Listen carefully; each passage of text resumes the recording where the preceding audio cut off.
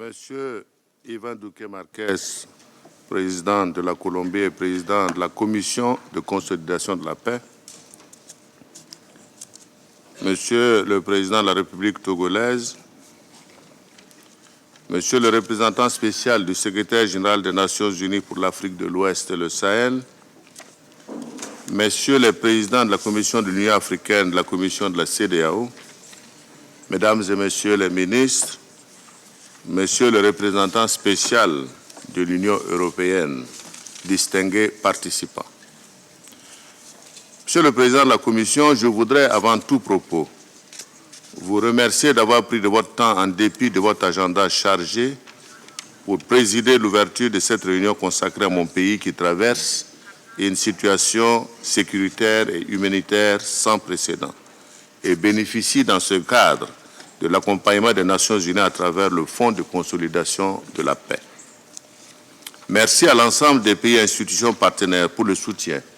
qu'ils apportent aux efforts et aux actions de mon gouvernement par leur présence à cette session. Depuis janvier 2016, mon pays fait face à des attaques terroristes d'une grande ampleur, dont les impacts au plan humain, social et économique et du vivre ensemble sont incalculables. Le niveau de violence atteint et l'insécurité ont eu pour conséquence une crise humanitaire avec pour corollaire des milliers de déplacés internes, des écoles et des centres de santé fermés. La volonté affichée des forces obscurantistes de déstabiliser nos pays dans le Sahel se prolonge à travers l'instrumentalisation des conflits latents entre les communautés qui se transforment en affrontements violents faisant de nombreuses victimes. C'est pourquoi la lutte contre le terrorisme, tout en étant une priorité nationale, doit s'inscrire dans une approche sous-régionale,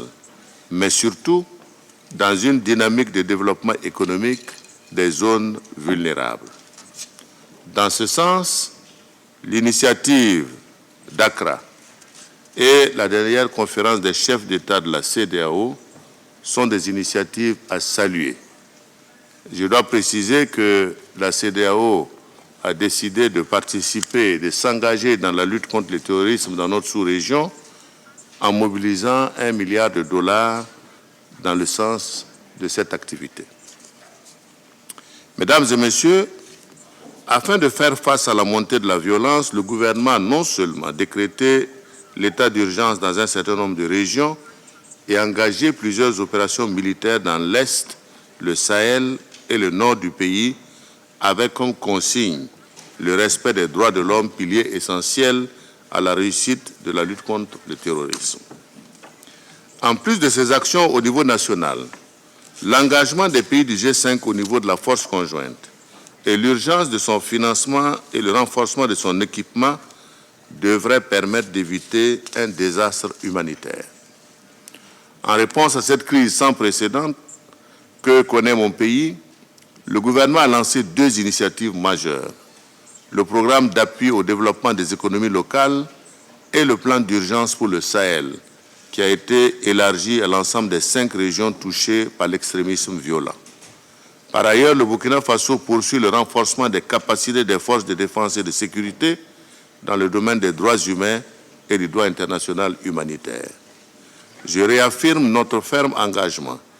à collaborer avec tous les partenaires dans le cadre de la promotion, la protection et la défense des droits humains, ainsi que le renforcement du pôle judiciaire chargé de la lutte contre le terrorisme. Monsieur le Président, Mesdames et Messieurs, comme vous le voyez bien, en dépit des énormes efforts consentis, la description ainsi faite de la situation qui prévaut au Burkina Faso montre à quel point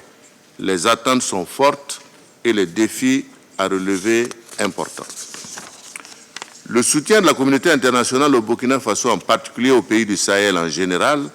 dans le cadre de la lutte contre le terrorisme, doit prendre en compte le coût humanitaire que ce fléau fait peser sur les populations vivant déjà dans une précarité exacerbée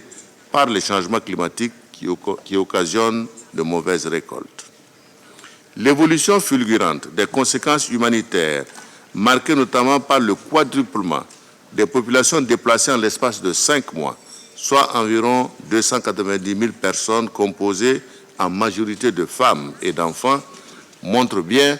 que l'urgence commande d'agir avec célérité. Les questions de la résilience des communautés d'une part et celles du développement d'autre part doivent être au cœur de nos actions car les défis de sécurisation commandent un leadership national dans le choix des priorités avec une plus grande participation des populations à travers une approche territorialisée du triptyque sécurité, humanitaire et développement. Je lance donc un appel à une synergie d'action de l'ensemble de nos partenaires et un plus grand effort de coordination pour mieux nous accompagner. Mesdames et messieurs, les relations entre le Burkina Faso et la Commission de consolidation de la paix remontent à septembre 2015 et depuis lors, mon pays a bénéficié de financement au titre du Fonds de conciliation de la paix à travers un montant initial de 3 millions de dollars. En 2018, 8 millions de dollars ont été annoncés au titre du programme d'urgence pour le Sahel. C'est le lieu pour moi de saluer ces efforts, certes importants, du Bureau de consolidation de la paix et d'appeler au financement de ce fonds qui joue un rôle important.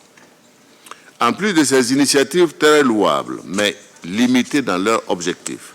le Burkina Faso entend mobiliser l'ensemble de ses partenaires à la fois bilatéraux et multilatéraux pour relever les immenses défis sécuritaires et de développement. Aussi, la mission interagence des Nations Unies de février dernier conduite par M. Mohamed Ibn Chambaz, celle de juillet conduite par la sous-secrétaire générale Mme Bintou Keïta et la mission conjointe d'évaluation de la prévention et de la consolidation de la paix, Nations Unies, Banque africaine de développement, Banque mondiale et Union européenne du 1er au 10 juillet 2019 au Burkina Faso sont le signe que nous sommes dans la bonne direction. Avant de conclure, je voudrais vous renouveler, Monsieur le Président, mes remerciements, tout en restant à la disposition de l'auditoire pour répondre à vos questions. Merci beaucoup.